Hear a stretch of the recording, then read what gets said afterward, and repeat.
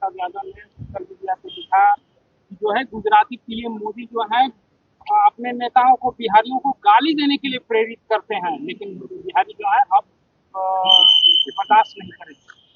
देखिए, कौन गाली देने की सोच रखता है, ये एक बार नहीं कई बार राजद कांग्रेस के मंच से हम लोग देख चुके हैं। ये पहली बार प्रधानमंत्री जी को गाली नहीं दी गई है, इससे पहले भी कई बार दी जा चुकी है।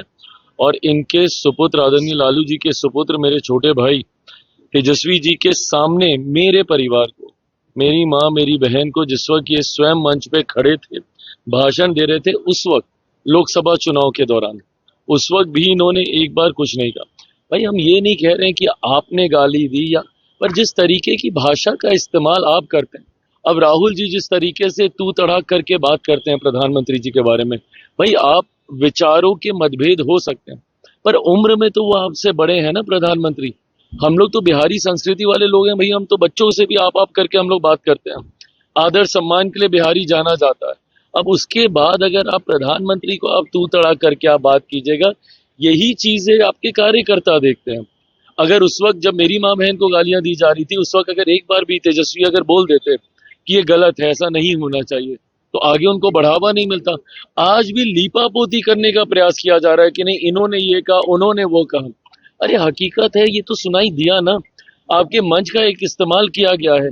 इतना ही कह देना कि भाई ऐसा नहीं होना चाहिए, हम लोग इसका वो नहीं करते हैं।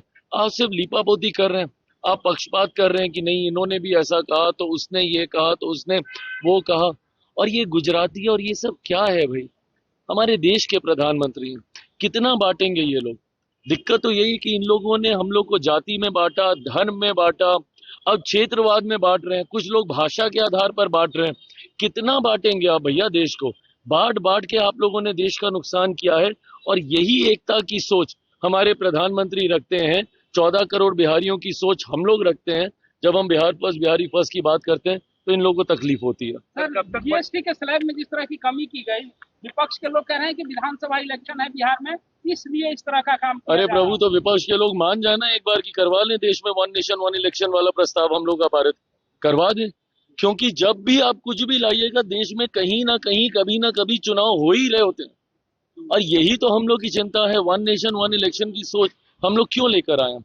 भाई अभी नहीं करते, आज से 2 महीने के बाद करते तो आप बोलते असम के चुनाव आ रहे हैं, फिर करते तो आप बोलते बंगाल के चुनाव आ रहे हैं, फिर अब करते तो आप बोलते तमिलनाडु के चुनाव आ रहे हैं।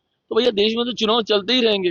हकीकत ये है कि जनता, और ये प्रधानमंत्री जी का ही वादा था, लाल किले की प्राचीर से उन्होंने ये वादा किया था और उस वादे को निभाया है। और मैं मानता हूं कि एक बड़ी आबादी को इससे राहत मिलेगी, अर्थव्यवस्था को मजबूती मिलेगी, और जो लघु उद्योग हैं उनको कहीं ना कहीं बढ़ावा मिलेगा। जल्दी हो जाएगा, जल्दी हो जाएगा। अभी फिलहाल मैं मानता हूं कि उपराष्ट्रपति जी का चुनाव है।